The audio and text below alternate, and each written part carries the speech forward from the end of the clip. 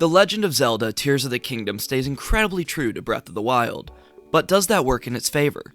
What's up, nerds, and welcome to Endgame. I'm Hoops4, and these are my first impressions of the newest Zelda game to shake the gaming world. Whether you are a seasoned Zelda veteran or new to the series, I'm here to give my spoiler-free thoughts on the game and a touch about what you can expect from your adventure. From what iterative changes have been made from its predecessor, to groundbreaking original ideas, all the way to what a sequel should even be, let's go ahead and enter gaming. Enter gaming.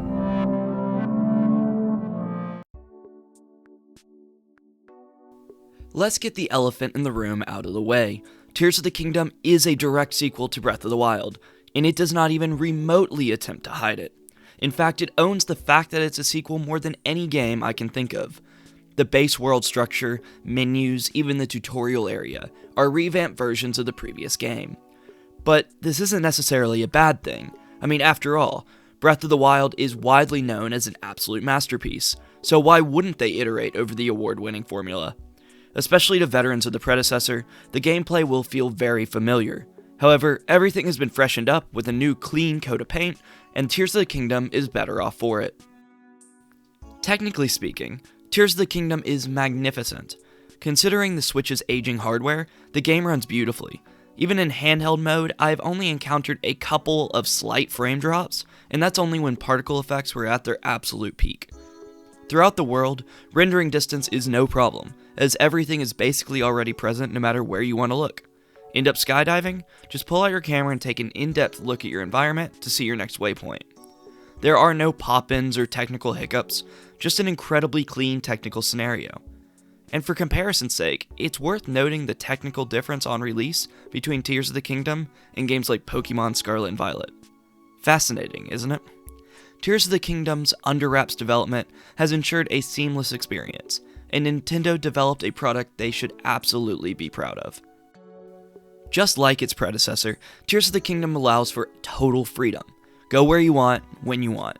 No cluttered user interface, no map crowded with waypoints and side quests looking at you at Ubisoft. Just an open world, a sandbox really, to get lost in. And that's really where the game shines best. Tears of the Kingdom invites creativity like no other. If you think about it, you can do it. No rules, all freedom. And that's really where Breath of the Wild shone brightest. And yet Tears of the Kingdom ups the ante with new mechanics that enhance the embracement of creativity. And on that note, the new abilities Ultra Hand and Fuse are some of the most well-executed abilities in gaming history, and I do believe that. Ultra Hand allows you to move objects around freely, rotate them, and attach them to each other. These can be used for traversal, battle, or problem solving. And Fuse is the counterpart for weapons, allowing you to fuse weapons with materials found around the world to create even deadlier weapons. I have yet to come across a scenario where I thought of something, wanted to do it, and the game wouldn't let me. Everything is possible. The physics engine behind this game to allow wild creations is one of the best that gaming has ever seen. These abilities are the bread and butter behind what makes Tears of the Kingdom such a successful sequel.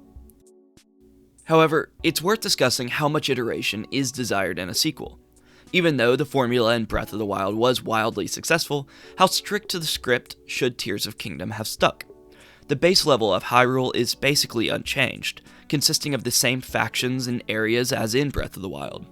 An early mission even puts 4 main waypoints on the map in similar areas to the original Guardians.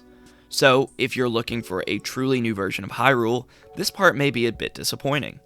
Tears of the Kingdom does add new layers in the sky and below the main level, similar to some of the layered world aspects of Elden Ring.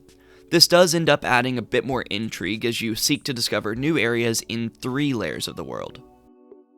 Hyrule is still as engrossing as ever, with a stunningly beautiful landscape, a world that truly feels alive, and characters worth talking to around every corner. Tears of the Kingdom is an incredibly immersive RPG experience.